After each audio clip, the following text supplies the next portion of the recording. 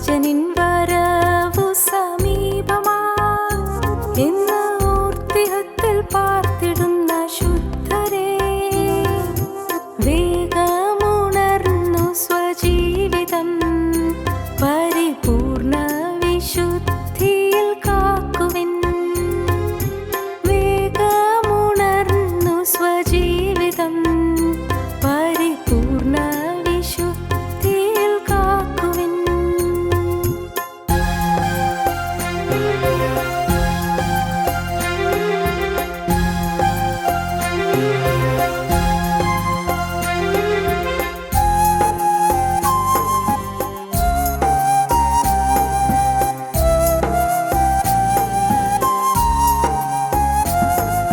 ക്രിസ്തുവിൻ നാളിൽ നിർമ്മലന്മാരും ഇടർച്ചയില്ലാത്തോരും ആയിരിപ്പാൻ, ക്രിസ്തുവിനാൽ നാം നീതിഫലത്താൽ നിറഞ്ഞവരായി തീർന്നിടണം. സ്നേഹം മേൽക്കുമേൽ കവിഞ്ഞു വിവേകവും പരിജ്ഞാനവും ലഭിച്ചു വളരുവാൻ, അതിമേന്മയേറുന്ന ജയജീവിതം മാത്രം ആമോദമായി തിരഞ്ഞിടുവിൻ. അതിമേന്മയേറുന്ന ജയജീവിതം മാത്രം ആമോദമായി തിരഞ്ഞിടുവിൻ.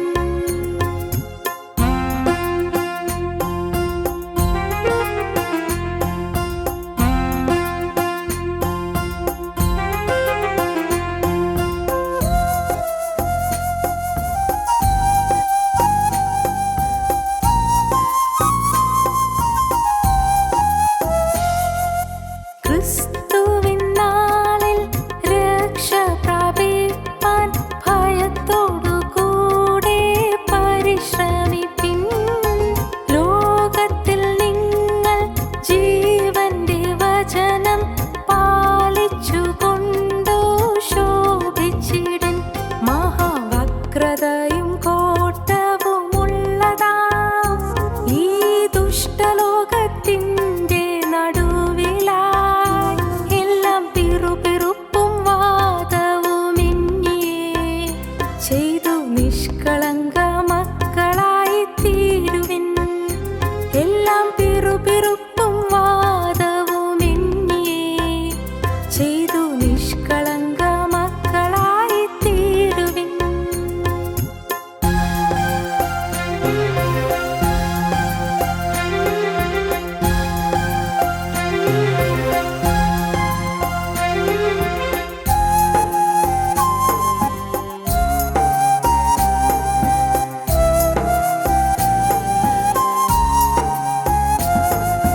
ക്രിസ്തുവിൻ നാളിൽ ദേഹവും ദേഹിയും ആത്മാവും ഒരുപോൽ അനിന്യമായി വെളിപ്പെടും വണ്ണം വിശുദ്ധീകരണത്തിൽ കാക്കപ്പെടുവാൻ പരിശ്രമിപ്പിൻ.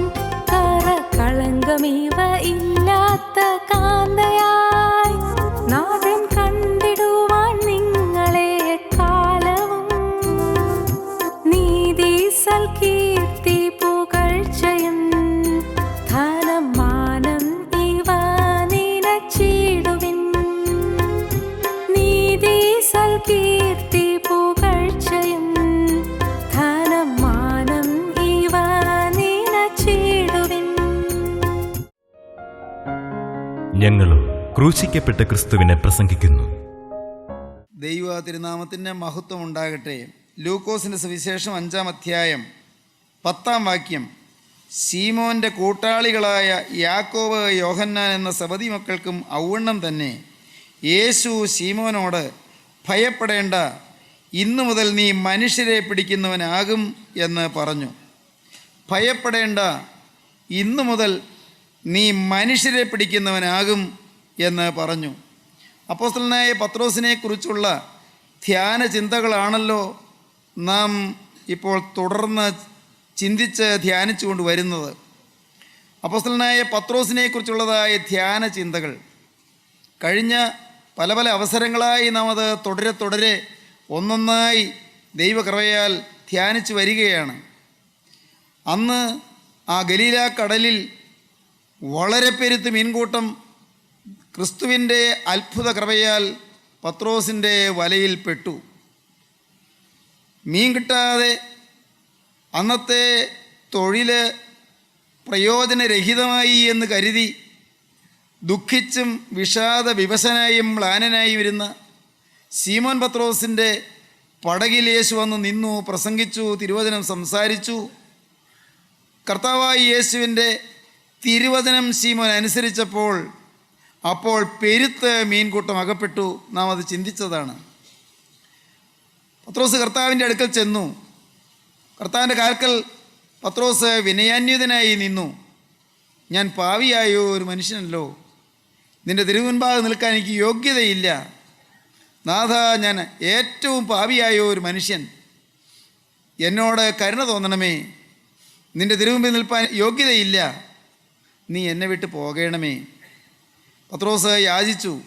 പരിഭ്രാന്ത വിവശനായിട്ടാണ് പത്രോസ് പറഞ്ഞത്. സംഭ്രമത്തോടുകൂടിയാണ് പറഞ്ഞത്. ഇത്ര പേരുത്ത് മീൻകൂട്ടം അകപ്പെട്ടു. ക്രിസ്തുവിൻ്റെ വചനം അനുസരിച്ചപ്പോൾ ക്രിസ്തുവിൻ്റെ ആ സ്നേഹം, അത്ഭുതകരമായ സ്നേഹം, അത് ശീമോൻ പത്രോസിന് ലഭിക്കുകയുണ്ടായി. അപ്പോൾ ലഭിച്ചത് പാപബോധമാണ്. പാപബോധം നിറഞ്ഞ് അപ്പോസ്തലൻ പറഞ്ഞു, കർത്താവേ, ഞാൻ പാവിയായോ ഒരു മനുഷ്യനാകിയാൽ നീ എന്നെ വിട്ടു പോകണമേ. യേശു പറഞ്ഞു, ഭയപ്പെടണ്ട, ഭയപ്പെടണ്ട. ഇന്ന് നീ മീനെ പിടിച്ചല്ലോ, എന്നാൽ വരുംകാലങ്ങളിൽ നീ മനുഷ്യരെ പിടിക്കുന്നവനാകും. സ്തോത്രം. ദൈവമക്കളെ, ഇന്ന് നീ ഈ അത്ഭുതകരമായ മീൻപിടുത്തം കണ്ടല്ലോ, ഇന്ന് ഇത്രയും നിനക്ക് അനുഭവം കിട്ടിയല്ലോ. എന്നാൽ ശീമോനെ, നിന്നെ ഞാൻ ഇവിടം കൊണ്ട് നിർത്താനല്ല ആഗ്രഹിക്കുന്നത്. ഇവിടം കൊണ്ട് നിൻ്റെ ശുശ്രൂഷ തീരാനല്ല ഞാൻ ആഗ്രഹിക്കുന്നത്. നിൻ്റെ ശുശ്രൂഷ അതിനിയും ബഹുലമായും വിസ്തൃതമായും വിശാലമായും നടക്കാൻ പോവുകയാണ്. നീ മനുഷ്യരെ പിടിക്കുന്നവനാകും. ഭയപ്പെടേണ്ട, ഇന്നു മുതൽ നീ മനുഷ്യരെ പിടിക്കുന്നവനാകും. ദൈവത്തിന് സ്തോത്രം. പാപബോധം ലഭിച്ച ദൈവപുരുഷനാണ് ആത്മാക്കളെ നേടുന്നത്, തികഞ്ഞവനല്ല. ഞാൻ പാപിയാണെന്നുള്ള ബോധം ഒരാൾക്കുണ്ടാകുമ്പോൾ തകർന്ന ഹൃദയത്തോടെ, പരിഭ്രമത്തോടെ, സംഭ്രമത്തോടെ, എളിമ അംഗീകരിച്ചുകൊണ്ടും ഏറ്റുപറഞ്ഞുകൊണ്ടും ക്രിസ്തുവിൻ്റെ പാദത്തിൽ ചെല്ലുമ്പോൾ അവനെയാണ് ക്രിസ്തുവിൻ്റെ കരങ്ങളിൽ എടുക്കുന്നത്. യേശുക്രിസ്തു ഹാ കഷ്ടം എന്ന് പറഞ്ഞത് പരീശന്മാരെ നോക്കിയാണ്. കപടഭക്തിക്കാരായ ശാസ്ത്രികളും പരീശന്മാരുമായുള്ളവരെ, നിങ്ങൾക്ക് ഹാ കഷ്ടം, നിങ്ങൾ കിണ്ടികിണ്ണങ്ങളുടെ പുറം വെടിപ്പാക്കുന്നു, അകമേയോ സകല തിന്മയും അഴുക്കും നിറഞ്ഞിരിക്കുന്നു. നിങ്ങൾ വെള്ളതേച്ച് ശവക്കല്ലറ പോലെയാകുന്നു. പുറമേ ഭംഗിയാണ്, പുറമേ നമസ്കാരമുണ്ട്, പുറമേ പ്രാർത്ഥനയുണ്ട്, പുറമേ ആരാധനയുണ്ട്, പുറമേ പ്രൈസ് ദി ലോർഡുണ്ട്, പുറമേ ഹല്ലേലൂയയുണ്ട്, പുറമേ തിരുവചന ശുശ്രൂഷയുണ്ട്, പുറമേ മാനസാന്തരമുണ്ട്, പുറമേ പ്രകടമായ പാപങ്ങളിൽ നിന്ന് മാറിയാണ് നിൽക്കുന്നത് താനും. പക്ഷേ എന്നാൽ അകം അഴുക്കാണ്, അകം അശുദ്ധമാണ്, അകത്ത് ദുർവികാരങ്ങളുണ്ട്, അകത്ത് കോപാവേശമുണ്ട്, അകത്ത് ലോകസ്നേഹമുണ്ട്, അകത്ത് അസൂയയുണ്ട്, അകത്ത് പകയുണ്ട്, അകത്ത് നീരസവും കയ്പുമുണ്ട്, അകത്ത് പിണക്കമുണ്ട്, അകത്ത് അസഹിഷ്ണുതയുണ്ട്, അകത്ത് ചിലരെക്കുറിച്ച് മുൻവിധിയുണ്ട്, അകത്ത് ചിലരെക്കുറിച്ച് ദൂഷണമുണ്ട്. പ്രിയപ്പെട്ടവരെ, അകത്ത് പുറത്തു പറയാൻ അറയ്ക്കുന്ന മാലിന്യം നിറഞ്ഞ ചിന്തകളുണ്ട്, വികാരങ്ങളുണ്ട്, മോഹങ്ങളുണ്ട്. അങ്ങനെയുള്ളവരെയല്ല യേശുക്രിസ്തു ഉപയോഗിക്കുന്നത്. അവരുടെ ചുണ്ടിൽ ദൈവമുണ്ട്, അവരുടെ ചുണ്ടിൽ പ്രാർത്ഥനയുണ്ട്. യെശയ്യാ പ്രവാചകൻ പറയും, ഈ ജനം അടുത്തു വന്ന് അധരം കൊണ്ട് എന്നെ സേവിക്കുന്നു, അവരുടെ ഹൃദയമോ ദുരാഗ്രഹത്തെ പിന്തുടരുന്നു. അധരസേവ, ചുണ്ടുകൊണ്ട് ആരാധനയുണ്ട്, ചുണ്ടുകൊണ്ട് പ്രാർത്ഥനയുണ്ട്, ചുണ്ടുകൊണ്ട് പ്രസംഗമുണ്ട്, ഹൃദയം ദുരാഗ്രഹത്തെ പിന്തുടരുന്നു. അവരെ നോക്കി യേശു നിശ്ചിതമായും കർക്കശമായും പറഞ്ഞു, നിങ്ങൾക്കയ്യോ കഷ്ടം. അവരെ നോക്കി യേശു മയമില്ലാതെ പറഞ്ഞു, സർപ്പസന്തതികളെ, വരുവാനുള്ള കോപം, നിങ്ങളുടെ മേൽ വലിയൊരു കോപം വരാൻ പോകുന്നു. അതുതന്നെയാണ് യോഹന്നാൻ സ്നാപകനും പറഞ്ഞത്. സർപ്പസന്തതികൾ ഏദൻ തോട്ടത്തിൽ കടന്നു വന്ന് മനുഷ്യൻ്റെ എല്ലാ സൗഭാഗ്യങ്ങളും നശിപ്പിച്ച പൈശാചികൻ്റെ പിൻതലമുറക്കാരാണ് നിങ്ങളെന്ന് പറയുവാൻ കർത്താവ് മടിച്ചില്ല. കർത്താവിൻ്റെ മുന്നോടിയായി വന്ന യോഹന്നാൻ സ്നാപകനും മടിച്ചില്ല. പ്രിയപ്പെട്ടവരെ, യോഹന്നാൻ സ്നാപകൻ അതിന് കൊടുത്ത വില സ്വന്തം ജീവനായിരുന്നു. ഹേരോദ രാജാവ് കഴുത്തു വെട്ടിക്കൊന്നു. യേശുക്രിസ്തു അതിന് കൊടുത്ത വില വലുതായിരുന്നു. തൻ്റെ ദിവ്യ ജീവൻ, തൻ്റെ തിരുരക്തം, കുറ്റമറ്റ രക്തം. പ്രിയപ്പെട്ടവരെ, സത്യത്തിന് സാക്ഷി നിന്നാൽ എതിർപ്പുകൾ പെരുകും. സത്യം പ്രസ്താവിച്ചാൽ വൈരുദ്ധ്യങ്ങൾ പെരുകും. സത്യം മടികൂടാതെ പറഞ്ഞാൽ എതിരാളികൾ വർദ്ധിക്കും. സത്യത്തിന് മുൻതൂക്കം കൊടുത്തുകൊണ്ട് സത്യം മാത്രമേ പ്രസ്താവിക്കൂ എന്ന് മുഖം നോക്കാതെ സത്യത്തിന് വേണ്ടി നിൽക്കുമെന്നും പറയുമെന്നും തീരുമാനിച്ചാൽ അവിടെ ദൈവം പ്രസാദിക്കും, പക്ഷേ മനുഷ്യർ വെറുക്കും. പ്രിയപ്പെട്ടവരെ, പാപബോധം ലഭിക്കുന്നത് മഹാഭാഗ്യമാണ്. അപ്പോസ്തലനായ പത്രോസിന് പാപബോധം ലഭിച്ചു. കർത്താവേ, ഞാൻ പാപിയായ ഒരു മനുഷ്യൻ, ഇത്ര പേരുത്തെ അനുഗ്രഹം എനിക്ക് തരാൻ ഞാൻ ആര്? ഇന്ന് വീട്ടിൽ പട്ടിണി എന്നാണ് ഞാൻ ഓർത്തത്. എൻ്റെ കുഞ്ഞുങ്ങൾ പട്ടിണി കിടക്കുമെന്നാണ് ഞാൻ ഓർത്തത്. പാവപ്പെട്ടവൾ വെള്ളം അടുപ്പത്ത് വെച്ച് തിളപ്പിച്ചുകൊണ്ട് കാത്തിരിക്കുകയാണ്, അരി കൊണ്ടുവരുമെന്ന് വിചാരിച്ച്. ഞാൻ ഇന്നത്തെ രീതിയിൽ പറയുകയാണ്. അന്ന് അരിയാണോ ആഹാരമെന്ന് ചിന്തിച്ചല്ല ഞാൻ പറയുന്നത്, നിങ്ങൾക്ക് മനസ്സിലാക്കാൻ വേണ്ടി പറയുകയാണ്. പാവപ്പെട്ട ആ സാധു സ്ത്രീ വെള്ളം അടുപ്പത്ത് വെച്ച് തിളച്ച് കിടക്കുകയാണ് വെള്ളം. ഭർത്താവ് മീൻ പിടിച്ച് മീനെ വിറ്റ് വേഗം കൊണ്ടുവരും. മാത്രമല്ല, ആ മീനെ വിറ്റ് അരി വേഗം കൊണ്ടുവരും. അരി അടപ്പത്തിടാൻ താമസിയാതെ വയറൊട്ടി വിശന്ന് വരിഞ്ഞ് കിടക്കുന്ന കുട്ടികൾക്ക് ആഹാരം കൊടുക്കാം. എന്നാൽ നോക്കൂ പ്രിയപ്പെട്ടവരെ, അങ്ങനെ ഇരുന്നിടത്തേക്ക് വെറും കൈയായിട്ട് ചെല്ലേണ്ടി വരുമല്ലോ എന്നോർത്ത് നിരാശയോടെ പത്രോസ് ഇരിക്കുകയായിരുന്നു. അവിടെയാണ് വലിയ മീൻപിടുത്തം കിട്ടിയത്.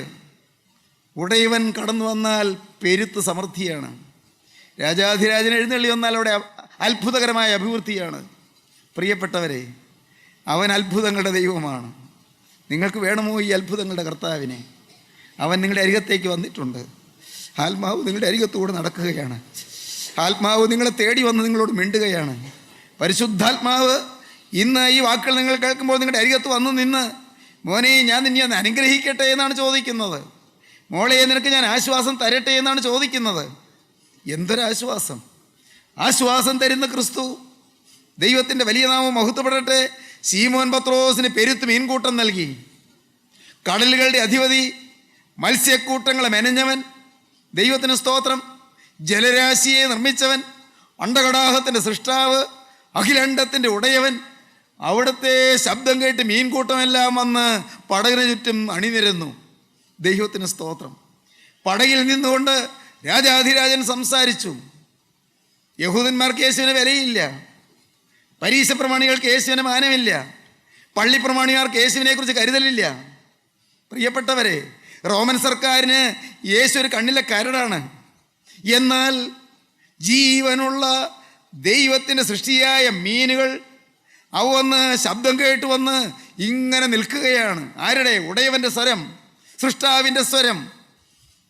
വലയെറിഞ്ഞോളാൻ പറഞ്ഞു. സ്തോത്രം. വലയെറിഞ്ഞു. ആ മീൻകൂട്ടം മുഴുവൻ വലയ്ക്കകത്ത്. പ്രിയപ്പെട്ടവരെ, സ്വർഗത്തിലെ ദൈവം തന്നാൽ ആര് തടുക്കും? സ്വർഗത്തിലെ ദൈവം ഉയർത്തിയാൽ ആര് താഴ്ത്തും? ദൈവം ഉയർത്താതെ ആരും ഉയരുകയില്ല. ദൈവം താഴ്ത്തിയില്ലെങ്കിൽ ആര് താഴ്ത്തിയാലോട്ട് താഴുകയുമില്ല. ഹല്ലേലൂയ, ദൈവത്തിന് സ്തോത്രം.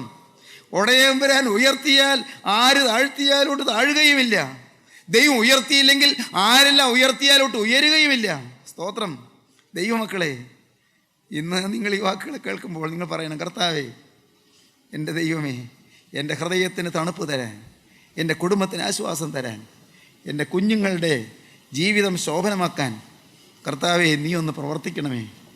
എൻ്റെ തലമുറകൾക്ക് അനുഗ്രഹം കിട്ടാൻ നീ ഒന്ന് പ്രവർത്തിക്കണമേ. ദൈവത്തിന് സ്തോത്രം. നോക്കൂ പ്രിയപ്പെട്ടവരെ, ശീമോൻ പത്രോസിന് മനസ്സിലായി, ഈ മഹാപുരുഷൻ്റെ മുമ്പിൽ നിൽക്കാൻ എനിക്കെന്ത് യോഗ്യത? ഈ പരിശുദ്ധ പുരുഷൻ്റെ മുൻപിൽ നിൽക്കാൻ എനിക്കെന്ത് യോഗ്യത? ഈ അത്ഭുതങ്ങളുടെ യുഗപുരുഷൻ്റെ മുൻപിൽ നിൽപ്പാൻ എനിക്കെന്ത് യോഗ്യത? യുഗങ്ങളുടെ പിതാവല്ലയോ എൻ്റെ മുമ്പിൽ വന്ന് നിൽക്കുന്നത്? ആരാണ് എൻ്റെ പടകിൽ കയറി ചവിട്ടിയത്? സുഹൃത്തുക്കളെ, നിങ്ങളോട് പറയട്ടെ, നിങ്ങളുടെ ഹൃദയത്തിൽ വന്ന് ചവിട്ടി നിൽക്കുന്നത് ആരാണ്? മകളെ, നിന്നോട് പറയട്ടെ, നിൻ്റെ ചങ്കിൽ എഴുന്നേറ്റ് നിൽക്കുന്നത് ആരാണ്? മാന്യ യുവാവേ, നിന്നോട് പറയട്ടെ, നിൻ്റെ ഹൃദയത്തിൽ ഇരിപ്പുറപ്പിച്ചിരിക്കുന്നത് ആരാണ്? അത്യുന്നതൻ നിൻ്റെ ഹൃദയത്തിൽ വാഴുകയാണ്. നീ ഭാഗ്യവാനാണ്. ശിമോൻ പത്രോസ് പറഞ്ഞു, കർത്താവേ, എൻ്റെ പടകിൽ നീ നിൽക്കുകയോ? നീ ആരാണെന്ന് എനിക്ക് മനസ്സിലായി. സാക്ഷാൽ ഉടയവൻ, സാക്ഷാൽ സൃഷ്ടാവ്, സാക്ഷാൽ ദൈവം, അത്ഭുതങ്ങളുടെ പിതാവ്, നിത്യനായ രാജാവ്, നിത്യോന്നതനായ ദൈവം, നിത്യപരിശുദ്ധനായ സർവശക്തൻ, അവിടുന്ന് ഈ ചരാചരങ്ങളെ മുഴുവൻ സൃഷ്ടിച്ചത് അതിൻ്റെ സ്ഥാനത്താക്കിയവൻ മീനുളുമ്പ് നാറുന്ന പടകിൽ കയറി നിൽക്കുന്നോ? കർത്താവേ, ഞാൻ ഒരു പാവി, എനിക്ക് നിൻ്റെ മുമ്പാകെ നിൽപ്പാൻ യോഗ്യതയില്ല. കർത്താവേ, നീ എന്നെ വിട്ടു പോകണമെന്ന് പറഞ്ഞത് കർത്താവിൻ്റെ അടുത്ത് നിൽക്കാൻ യോഗ്യതയില്ലെന്നുള്ളത് കൊണ്ടാണ്. സ്തോത്രം. കർത്താവ് പറഞ്ഞു, ഭയപ്പെടണ്ട. ഓ എൻ്റെ ദൈവമേ, പാവബോധം വരുന്നവരെ ആശ്വസിപ്പിക്കുന്ന നിത്യനായ ക്രിസ്തു, ഞാനൊരു കുറ്റവാളിയാണല്ലോ, എനിക്ക് ന്യായം പറയാനൊന്നുമില്ലല്ലോ, യേശുവിൻ്റെ അരികത്ത് ചെല്ലാൻ യോഗ്യതയില്ലല്ലോ, യേശു ക്രിസ്തു എന്നൊരു നാമം ഉച്ചരിപ്പാൻ എനിക്ക് അർഹതയില്ലല്ലോ, എൻ്റെ ദൈവമേ എന്ന് വിളിക്കാൻ എനിക്ക് യോഗ്യതയില്ലല്ലോ. എൻ്റെ ദൈവമേ, ഇങ്ങനെ വിനയം കൊണ്ട് നിറഞ്ഞവരെ അനുഗ്രഹിക്കുന്നതാണ് ക്രിസ്തു. ഭയപ്പെടേണ്ട. എന്തൊരാശ്വാസകരമായ വാക്കാണത്. ഭയപ്പെടേണ്ട. ഇന്നു മുതൽ, ഈ നിമിഷം മുതൽ നീ മനുഷ്യരെ പിടിക്കുന്നവനാകും. സ്തോത്രം. ഭയപ്പെടേണ്ട. ഇന്നു മുതൽ നീ മനുഷ്യരെ പിടിക്കുന്നവനാകും. എളിമ സമ്മതിച്ചു. Admittance of one's nothingness. എൻ്റെ ഒന്നുമില്ലായ്മ അങ്ങോട്ട് സമ്മതിച്ചു. Admittance of my nothingness. കർത്താവേ, ഞാൻ പാവി, ഞാൻ നിസ്സാരൻ, ഞാൻ ഒന്നുമില്ലാത്തവൻ, അഭിമാനം പറയാനൊന്നുമില്ല, പൂർവിക പാരമ്പര്യം പറയാനൊന്നുമില്ല, കർത്താവേ, മേന്മ അവകാശപ്പെടാനൊന്നുമില്ല. എൻ്റെ കർത്താവേ, ആകെയുള്ളത്, എനിക്ക് ആകെ ഒരു യോഗ്യതയുണ്ട്. യേശു ക്രിസ്തു എന്നെ വ്യക്തിപരമായി അറിയുന്നു, എന്നെ സ്നേഹിക്കുന്നു. സ്തോത്രം. ദൈവമക്കളെ, നിങ്ങൾ മനസ്സിലാക്കിയോ? എന്താണ് നിങ്ങളുടെ യോഗ്യത? യേശു ക്രിസ്തു എന്നെ വ്യക്തിപരമായി അറിയുന്നു. നിങ്ങളറിയൂ, യേശു ക്രിസ്തു നിങ്ങളെ ഓരോരുത്തരെയും വ്യക്തിപരമായി അറിയുന്നു. നിങ്ങളെ ഓരോരുത്തരെയും വ്യക്തിപരമായി സ്നേഹിക്കുന്നു. അപ്പൻ സ്നേഹിക്കുന്നതിനേക്കാൾ കൂടുതൽ, അമ്മ സ്നേഹിക്കുന്നതിനേക്കാൾ കൂടുതൽ, ഭർത്താവ് സ്നേഹിക്കുന്നതിനേക്കാൾ കൂടുതൽ, ഭാര്യ സ്നേഹിക്കുന്നതിനേക്കാൾ കൂടുതൽ, മക്കൾ സ്നേഹിക്കുന്നതിനേക്കാൾ കൂടുതൽ. പ്രിയപ്പെട്ടവരെ, നിങ്ങളെ സ്നേഹിക്കുന്ന യേശു ക്രിസ്തു, നിങ്ങൾ മനമെടുക്കുമ്പോൾ നിങ്ങളെ ആശ്വസിപ്പിക്കുന്ന യേശു ക്രിസ്തു, നിങ്ങൾ ഏങ്ങലടിക്കുമ്പോൾ നിങ്ങളുടെ അരികത്ത് വന്ന് പുറം തലോടി തരുന്ന യേശു ക്രിസ്തു, നിങ്ങൾ കണ്ണുനീർ തൂവുമ്പോൾ നിങ്ങളുടെ കണ്ണുനീര് തുടച്ചു തരുന്ന ക്രിസ്തു, ആ ക്രിസ്തുവാണ് നിങ്ങളോട് പറയുന്നത് ഭയപ്പെടേണ്ട എന്ന്. എന്തോ ഒരു അനുഗ്രഹീതമായ വാഗ്ദത്തം. സ്തോത്രം. വാഗ്ദാനമാണ്, പ്രോമിസ്. ഇന്നു മുതൽ നീ മനുഷ്യരെ പിടിക്കുന്നവനാകും. പ്രിയപ്പെട്ടവരെ, ഈ ശിമോൻ പത്രോസ്, അത് നാം മുമ്പൊരിക്കൽ ചിന്തിച്ചതാണ്. ശിമോൻ പത്രോസ് യേശുവിൻ്റെ അടുക്കൽ ആദ്യം വന്നപ്പോൾ യേശു പറഞ്ഞു, നീ ശിമോൻ ആകുന്നു, നീ പത്രോസ് ആകും. ശിമോൻ ആകുന്നു, ഇപ്പോൾ ശിമോൻ, പക്ഷേ നീ പത്രോസ് ആകും. നീ ചഞ്ചല ഹൃദയനാണ്, പക്ഷേ നീ പാറ പോലെ ഉറപ്പുള്ളവനായിത്തീരും. സ്നേഹിതരെ, നിങ്ങൾക്ക് ആർക്കെങ്കിലും ഈ വാഗ്ദത്തം വേണമോ? നീ മനുഷ്യരെ പിടിക്കുന്നവനാകും. നിങ്ങൾ പറയും, അത് എനിക്ക് എന്നാ യോഗ്യത ഞാൻ മനുഷ്യരെ പിടിക്കാൻ, ആത്മാക്കളെ നേടാൻ, ദൈവരാജ്യത്തിലേക്ക് പ്രജകളെ ചേർക്കാൻ? എനിക്ക് എന്നാ അറിയാം? വിദ്യാഭ്യാസമില്ല, ഇംഗ്ലീഷ് ഭാഷ അറിയാൻ പാടില്ല, ഇംഗ്ലീഷ് 2 വാക്ക് പറയാൻ അറിയാൻ പാടില്ല, വേദപുസ്തകം വായിക്കാൻ അറിയാൻ പാടില്ല, അക്ഷരാഭ്യാസമില്ല, പിന്നെ വീട്ടിൽ ഇതുവരെ പ്രാർത്ഥനയൊന്നും ഉണ്ടായിട്ടില്ല, കൂട്ടായ്മകളിൽ പോയിട്ടില്ല, ദൈവമക്കളൊക്കെ പുച്ഛിച്ചിട്ടേ ഉള്ളൂ, ദൈവവേലയെ കളിയാക്കിയിട്ടേ ഉള്ളൂ, ബോധം കെട്ടവനെ പോലെ ജീവിച്ചവനാണ്. ദൈവത്തിന് സ്തോത്രം. ദൈവമക്കളെ, നിങ്ങളങ്ങനെ പറയരുത്. നിങ്ങളിൽ കർത്താവ് കാണുന്നത് ഫ്യൂച്ചർ പോസിബിലിറ്റീസാണ്. സ്തോത്രം. ഭാവികാല സാധ്യതകളാണ് യേശു കാണുന്നത്. ഭാവികാല സാധ്യതകൾ ഏറ്റെടുക്കാൻ നിങ്ങൾക്ക് ആഗ്രഹമുണ്ടോ? Future possibilities and higher potentialities. ദൈവത്തിന് സ്തോത്രം. ഉയർന്ന ശക്തികൾ, higher potentialities and future possibilities. ഭാവികാല വാഗ്ദാനങ്ങൾ, ഭാവികാല സാധ്യതകൾ. ശിവപത്രോസിൻ്റെ കർത്താവ് പറഞ്ഞു, സ്തോത്രം, ഭയപ്പെടേണ്ട, ഇന്നു മുതൽ നീ മനുഷ്യരെ പിടിക്കുന്നവനാകും. പ്രിയപ്പെട്ടവരെ, ഈ കർത്താവായ യേശുക്രിസ്തുവിൻ്റെ വേല ചെയ്യാനുള്ള ആകെയുള്ള യോഗ്യത ഞാൻ നിസ്സാരൻ എന്നുള്ള തിരിച്ചറിവാണ്. ഞാൻ പാപി എന്നുള്ള ഏറ്റുപറച്ചിലാണ്. എനിക്ക് ഈ പാപത്തിൽ നിന്ന് കരയണമെന്നുള്ളതായ ആഗ്രഹമാണ്. എനിക്കൊരു പുതിയ വിശുദ്ധ ജീവിതം നയിക്കണമെന്നുള്ളതായ ദാഹമാണ്. എനിക്ക് യേശു നടന്നതുപോലെ നടക്കണമെന്നുള്ളതായ വാഞ്ചയാണ്. ഇതുവരെ നടന്നില്ല, ശരി, ഇനി മുതൽ ഞാൻ യേശു നടന്നതുപോലെ നടക്കും എന്നുള്ള തീരുമാനമാണ്. ദൈവത്തിന് സ്തോത്രം. എനിക്ക് യേശുവിനെ സ്നേഹിച്ചതും പോരാ എന്നുള്ള അതിദാഹമാണ് കർത്താവിൻ്റെ വേല ചെയ്യാനുള്ള യോഗ്യത. നിങ്ങൾക്ക് വേറെ യോഗ്യതയൊന്നും വേണ്ട, വിദ്യാഭ്യാസമേന്മയൊന്നും വേണ്ട. എക്കാലത്തും കരുണയുള്ള കർത്താവ് ഉപയോഗിച്ചത് പാവപ്പെട്ടവരെയാണ്. ലോകപ്രകാരം ഉന്നതന്മാരെ അല്ല. ഉന്നതന്മാരെ ഉപയോഗിച്ചില്ല എന്ന് ഞാൻ പറയുന്നില്ല. പക്ഷേ യേശുക്രിസ്തു എക്കാലത്ത് ഉപയോഗിച്ചത് എളിമയുള്ളവരെയാണ്, ഹൃദയത്തിൽ താഴ്മയുള്ളവരെയാണ്, ഹൃദയത്തിൽ തകർച്ചയുള്ളവരെയാണ്, ഹൃദയത്തിൽ കുറ്റബോധമുള്ളവരെയാണ്. ഞാൻ ഏതുമായില്ല എന്നുള്ള ഒരു വലിയ ബോധ്യം ഹൃദയത്തിലുള്ളവരെയാണ് യേശു ഉപയോഗിച്ചത്. ഭയപ്പെടേണ്ട, ഇന്നു മുതൽ നീ മനുഷ്യരെ പിടിക്കുന്നവനാകും. ദൈവത്തിന് സ്തോത്രം. ജീവനുള്ള മീനെ പിടിച്ച് കൊല്ലുന്ന പത്രോസ് ജീവനില്ലാത്ത മനുഷ്യരെ പിടിച്ച് ജീവിപ്പിക്കുന്നതിനായി തീർന്നു. സ്തോത്രം. എന്താ പറഞ്ഞത്? ശ്രദ്ധിച്ചോ? ജീവനുള്ള മീനെ പിടിച്ച് കൊല്ലുന്ന ജോലി. ആ ആൾക്ക് വന്ന മാറ്റം എന്താ? ജീവനില്ലാത്ത ആത്മാവിൽ മരിച്ചുപോയ അനേകം ആത്മാക്കളെ ജീവിപ്പിക്കുന്ന ശുശ്രൂഷ. സ്തോത്രം. പ്രിയപ്പെട്ടവരെ, പെന്തിക്കോസ്തി പെരുന്നാൾ ദിവസം അന്ന് ശീമോൻ പത്രോസ് ഒരു പ്രസംഗം ചെയ്തു. ശീമോൻ പത്രോസ് ചെയ്ത പ്രസംഗം 3000 ഇളക്കി. 3000 പേര് മാനസാന്തരപ്പെട്ടു. ഒരൊറ്റ ദിവസത്തെ പ്രസംഗം. ആരാ? പാവപ്പെട്ട മുക്കുവ തൊഴിലാളി. എന്തുണ്ട് യോഗ്യത? വിദ്യാഭ്യാസ യോഗ്യത എന്തുണ്ട്? പാരമ്പര്യം എന്തുണ്ട്? പുറമേ പറയത്തക്കവണ്ണമുള്ള മേന്മ എന്തുണ്ട്? ഒന്നുമില്ല. എൻ്റെ ദൈവത്തിന് സ്തോത്രം. ദൈവമക്കളെ, നിങ്ങൾക്ക് എളിമയോടെ കർത്താവിൻ്റെ കരങ്ങളിലേക്ക് ഏൽപ്പിക്കാൻ പറ്റുമോ? കർത്താവിൻ്റെ കരങ്ങളിലേക്ക്. ഞാൻ ഒരു കവിത പണ്ട് വായിച്ചു. മനോഹരമായ കവിതയാണ്. നിങ്ങൾ പക്ഷേ കേട്ടിട്ടുണ്ടാവും. ടാഗോർ എഴുതിയ കവിതയാണ്.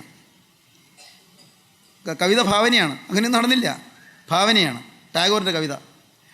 ആ കവിതയിൽ ഒരു ദിവസം സൂര്യൻ വൈകുന്നേരം എല്ലാ ജീവികളെയും വിളിച്ചു കൂട്ടി. സൂര്യൻ പറയുകയാണ്, കൂട്ടരെ, ഞാൻ ക്ഷീണിച്ചു പോയി, ഞാൻ തളർന്നുപോയി, ഞാൻ വളരെ അവശതയിലായി. കാരണം രാവിലെ തുടങ്ങിയതല്ലേ എൻ്റെ ശുശ്രൂഷ, എൻ്റെ ജോലി രാവിലെ തുടങ്ങിയതല്ലേ. ഞാൻ ഒരാൾ എത്ര നേരം കഷ്ടപ്പെടും? ഇനി എനിക്കൊന്ന് വിശ്രമിച്ചേ പറ്റൂ.